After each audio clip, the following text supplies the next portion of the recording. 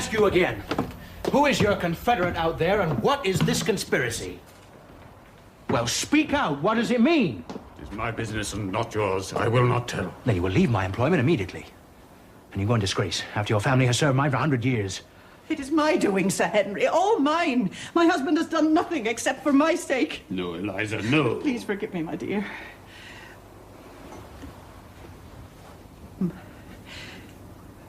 My unhappy brother is starving on the moor. We cannot let him perish. Your brother? He is the escaped convict, sir. Selden, the criminal. That's the truth, Sir Henry. Yes, sir. I was born Selden. He is my younger brother. You must go, Eliza. You can pack our things.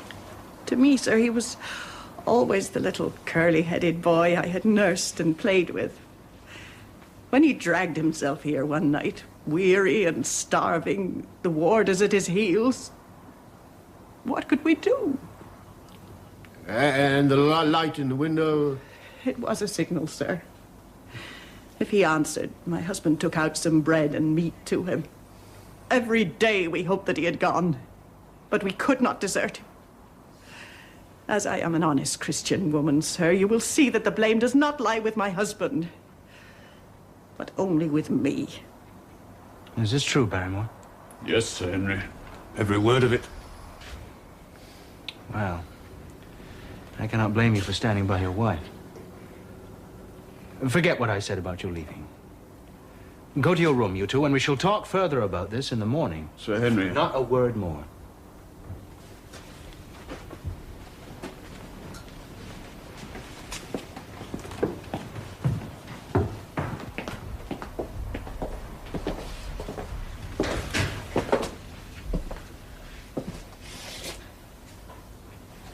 It is. The light. I wonder he dares. It may be so placed as to be only visible from here. Very likely. How far do you think it is? Not more than a mile or so. Seems to be by that rock. The cleft wall. And he's waiting, that villain, beside that candle. By thunder, Watson, I'm going out to take that man. Not without me. And get dressed, man, and bring your revolver.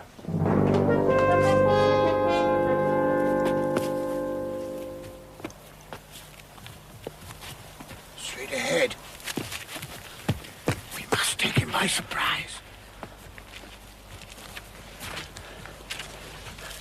I say, Watson, what would Holmes say to all this?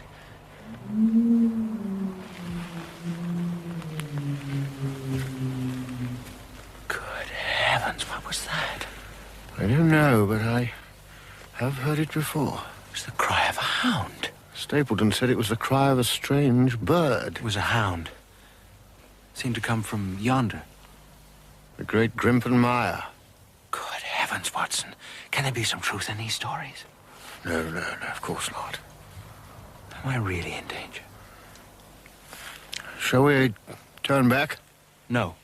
By thunder, we've come out to get our man, and we will get him. If all the hellhounds of the pit are after us. Come on.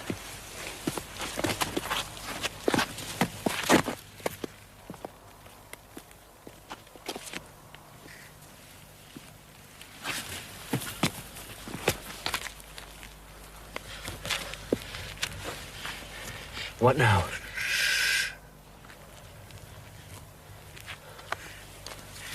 There he is.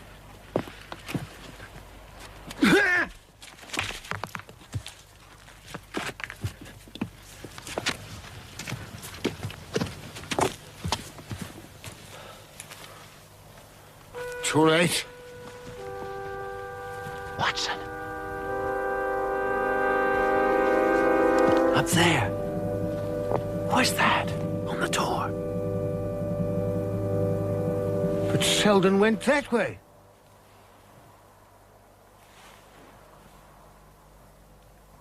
A warder, most likely? Hmm? The moor's been thick with them since this fellow escaped. Come on, you best get back. My dear Holmes, I am impelled to send this report because I am alarmed at the stranger we saw in the moonlight. I am convinced that the man who followed Sir Henry in London is dogging him still. If I could lay my hands on that man, our troubles might be over. As for new developments, the Stapletons called upon us, as promised, with an unexpected result. Sir Henry and Miss Stapleton at once discovered a strong attraction for each other. An attraction which was to lead to some extraordinary events.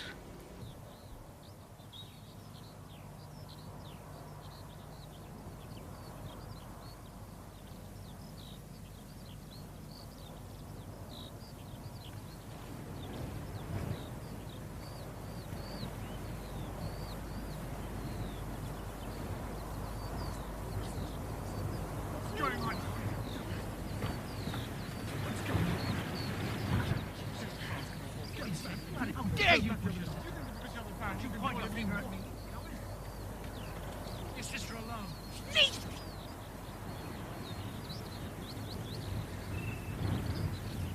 You out of your mind?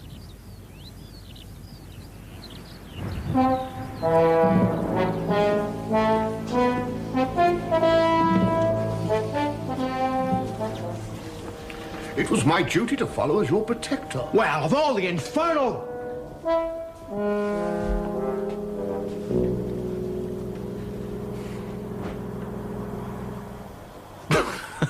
I'm sorry, old man. The whole countryside seems to turn out to see me at my wooing. Where'd you engage the seat? I was on that hill. Oh, quite in the back row, eh? Her brother was well up to the front. Do you see him dash out at us? Yes, I did. He ever strike you as being crazy, this brother of hers? No, I can't say I ever did, no. Oh, well, you can take it from me that either he or I ought to be in a straitjacket. What's the matter with me, anyhow? Now, you tell me straight now. Is there anything that would prevent me from being a good husband to that lady? No, I should say not. Your title, your fortune, your age, your appearance. Yes, and your character. All in your favor. And she cares for me, too, that I'll swear. There's a light in a woman's eyes that speaks louder than words. Today was the first time I'd spoken to her alone. But when she spoke, it was not about love. She wouldn't let me talk about it either. She kept coming back to it, that this was a place of danger, that I must leave it. I said I would not leave, except with her as my wife.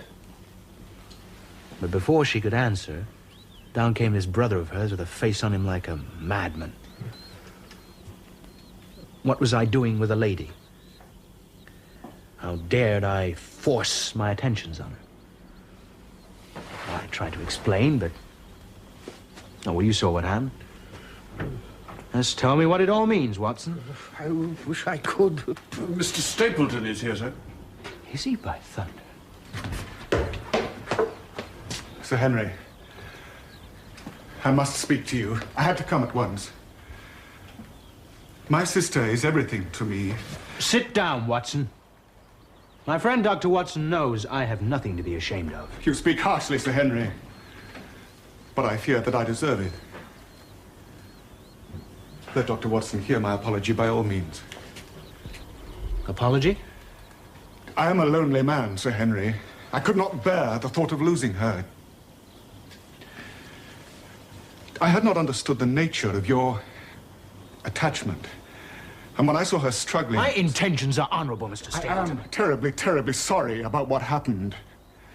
I do know how foolish and selfish it is for me to imagine that I could hold a beautiful woman like my sister to myself for the rest of my life.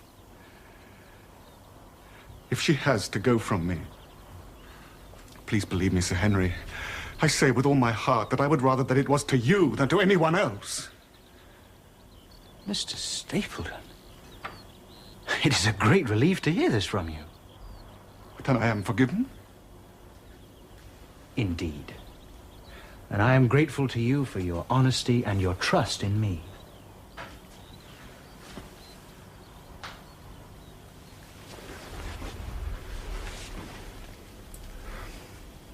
Of course, it is still a great blow. You must allow me some time to prepare myself to meet it. Oh, my dear Stapleton, these things are not done in a day. I offer my promise to withdraw all opposition upon one simple word from you. that you in turn will promise to let the matter rest for a period of 3 months. 3 months? And be content with cultivating the lady's friendship during that time, without claiming her love. Why, I can still visit you, see her? Of course, of course. Indeed, I insist that you seal our reconciliation by coming to dinner. On Saturday?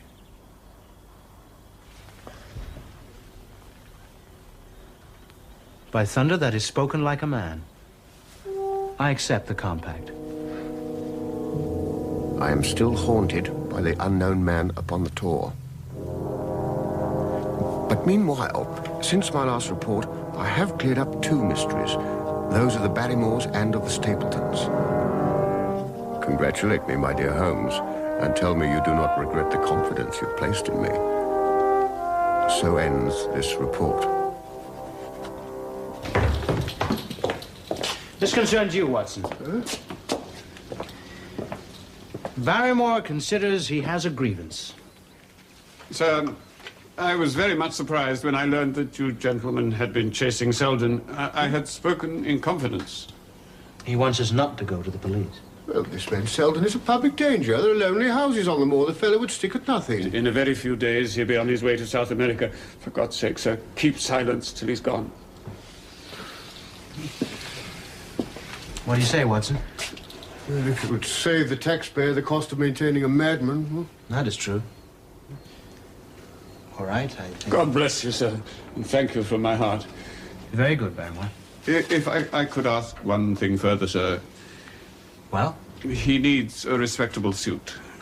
He surely did when I saw him. All right, you can take one of my old suits. Thank you, sir. Thank you both, gentlemen.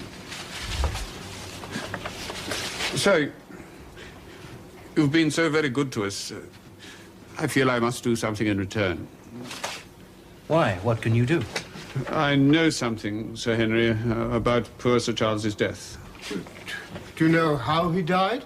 No, sir, I don't know that. Oh, what then? What then? What then? No, sir, I know why he was at the gate at that hour.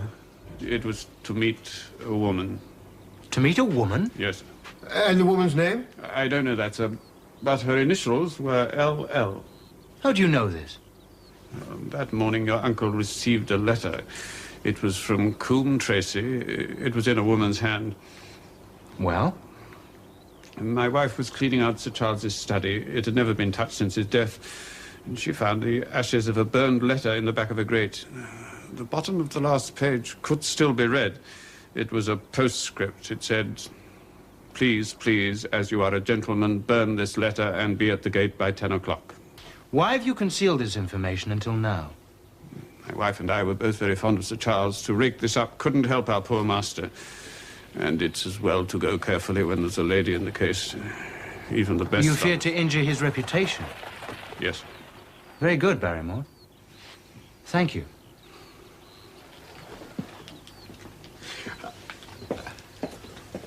Well, Watson, what do you think of this new light? It makes the darkness even blacker to me. But if we could only trace LL... Let Holmes know about it at once. I am much mistaken if this does not bring him down. Yes, I have a report just completed. I can quite Dr. easily... Mortimer, sir. Oh, my dear fellow. I've been meaning to call on you for some time.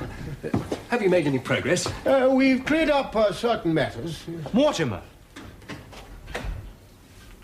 Now, you must know everyone within driving distance of this place. I think I do. Can you tell us the name of any woman with the initials LL? No, I don't think... Wait a bit, though. There is Laura Lyons. She lives at Coombe Tracy. Who is she? She's old Franklin's daughter, the crank, the astronomer. You remember I told you of him, Dr. Watson. He's a savage, eccentric fellow. He's always quarrelling with his neighbours. Yes. What of this daughter of his? She married an artist named Lyons who came sketching on the moor. He was a blackguard and deserted her. She'd married without her father's consent, and he has refused to have anything to do with her since. I think he allows her a pittance, and she earns some money typewriting. May I know how she comes into your investigation? She may not. I would say nothing that would put her in a bad light. Forgive me if I keep a still tongue, Mortimer. Of course.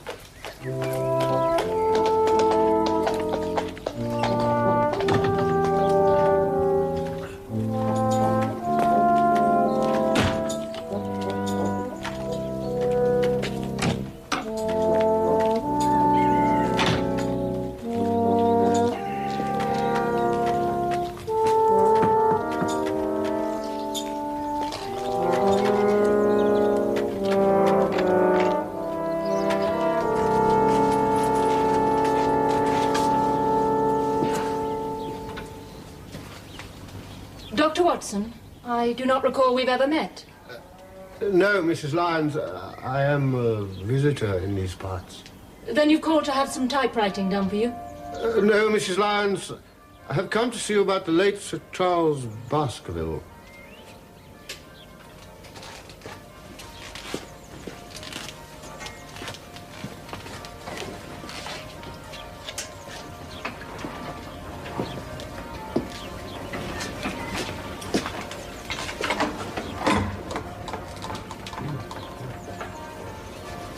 What can I tell you about him?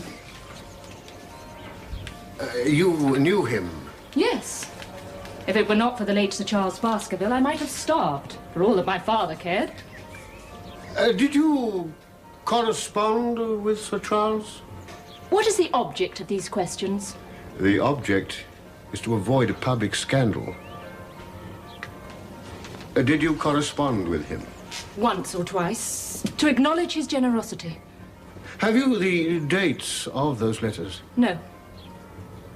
Had you ever met him? Yes, once or twice. But if you saw him so seldom and wrote to him so seldom, how could he know enough of your affairs to help you, as you say he has done? Mr. Stapleton, a neighbour and close friend of Sir Charles, knew my sad history. He was exceedingly kind. It was through him that Sir Charles learned of my affairs. Did you ever write to Sir Charles asking him to meet you? Certainly not. Not on the very day of Sir Charles's death? Surely your memory deceives you. I shall quote a passage from your letter. It runs, "Please, please, as you are a gentleman, burn this letter and be at the gate by 10 o'clock. Is there no such thing as a gentleman?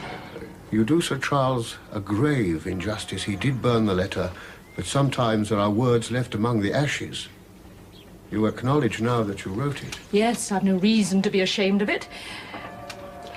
I wished him to help me, so I asked him to meet me.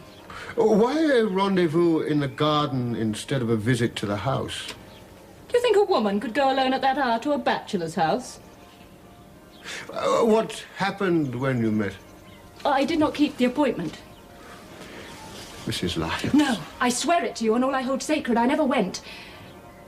Something intervened to prevent my going. What was that? It was a private matter.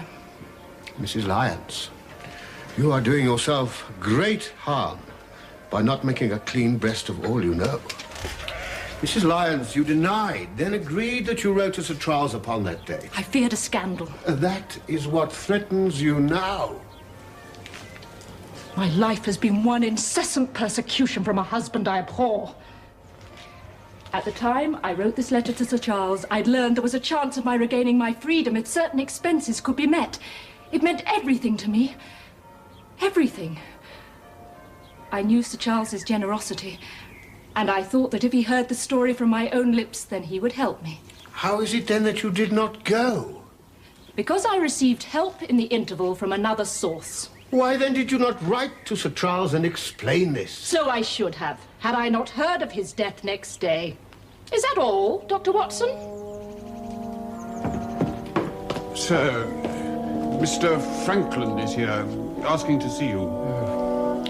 Devil take it. Show him in, Barrymore.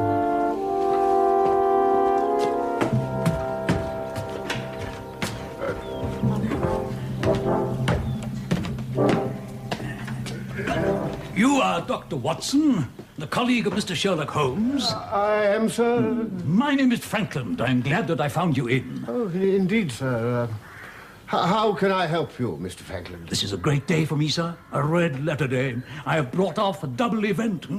I mean to show the people in these parts that law is law, and there's a man here who will have his rights. I have established a right-of-way, sir, right through the centre of old Middleton's Park. And I've closed the wood where the villagers used to picnic. Well, how does this concern me, Mr. Franklin? No. It's the other matter I have come about. The other matter? The convict on the moor. You mean you know where he is? I know the next best thing. I know that his food is taken to him by a child. I've seen the boy through my telescope. Why do you come to me and not to the authorities? I know what they think of me. They think I'm a crank, a crackpot. Every fool here does. But I shall show them. You, sir, an independent witness, shall come home with me and corroborate my discovery. What a triumph it will be. Well, sir, will you come? I shall come when I can, yes. I shall await you with impatience, sir. Now, let's get back to my telescope. Good day to you, sir. Good day, good day. Barrymore.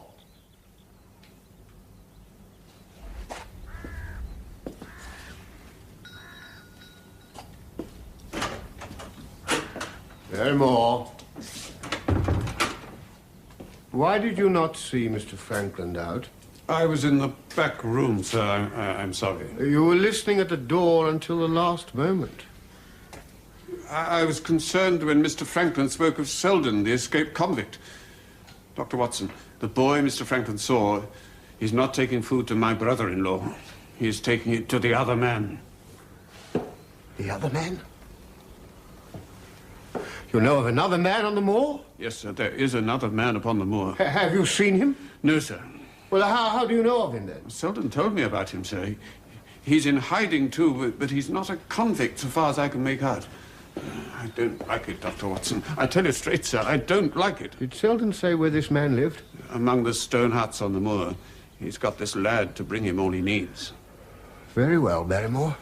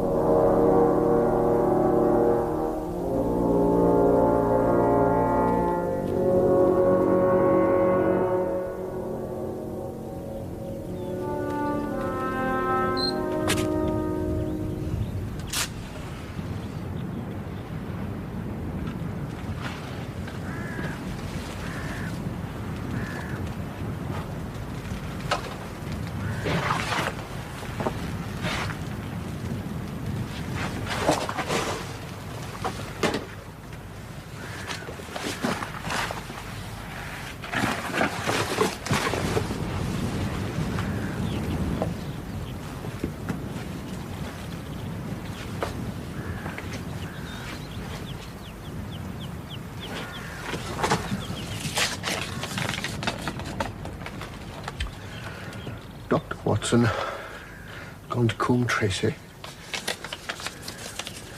Been watching me.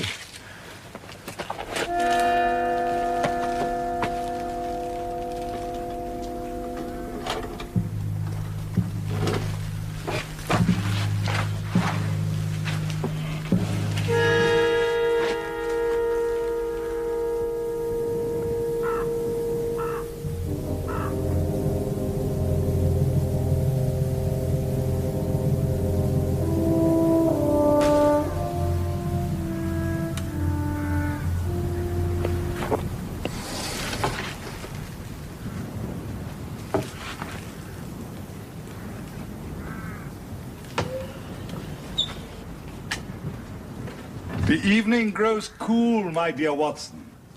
I think I shall come in. Holmes! Please be careful with that revolver. Holmes! I never was more glad to see anyone in my entire life. Or more astonished, eh? I must confess it. I had no idea you'd found my little retreat until I was within a few paces of the door. Oh, my footprint, I presume. No, not in this fading light, Watson. If you seriously desire to deceive me, you must change your tobacconist. For when I see the stub of a cigarette marked Bradley, Oxford Street, then I know that my friend Watson is in the neighborhood. And knowing your admirable tenacity, I knew just where you were sitting with your army revolver. So you actually thought that I was the criminal? I was determined to find out. Excellent, Watson. And how did you localize me? You saw me perhaps on the night of the convict hunt when I was so imprudent as to allow the moon to rise behind me. Yes, I saw you then. Also, your boy has been observed. Ah, Cartwright. The old gentleman with the telescope saw him, no doubt. I, in turn, glimpsed the flashing of the lens. Ah. Some supplies. That's Cartwright. And so is this note.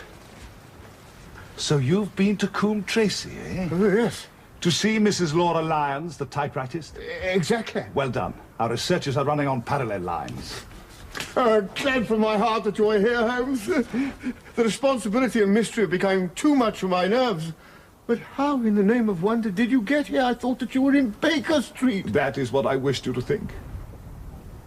Oh, and you use me and that you do not trust me. I think I have deserved better at your hands, Holmes. My dear fellow, you've been invaluable to me in this as in many other cases. I beg you to forgive me. But my reports were wasted. Here are your reports, my dear fellow, and very well thumbed, I assure you. I made excellent arrangements, and they are only delayed 1 day upon their way. I compliment you on the zeal and intelligence which you have shown. That's better. Now, tell me the result of your visit to Mrs. Laura Lyons.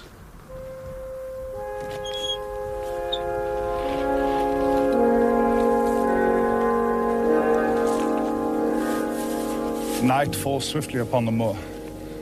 What you have told me is most important. And what have you discovered? It is murder, Watson. Refined, cold-blooded, deliberate murder. Do not ask for particulars. Till I am ready to close the nets, I shall say nothing. There is but one danger that can threaten us. It is that he should strike before we are ready to do so.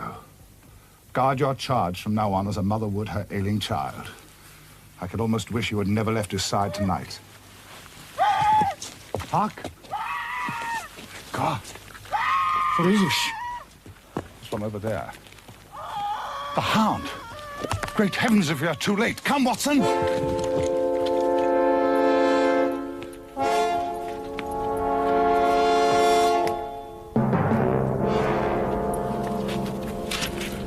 Sir Henry.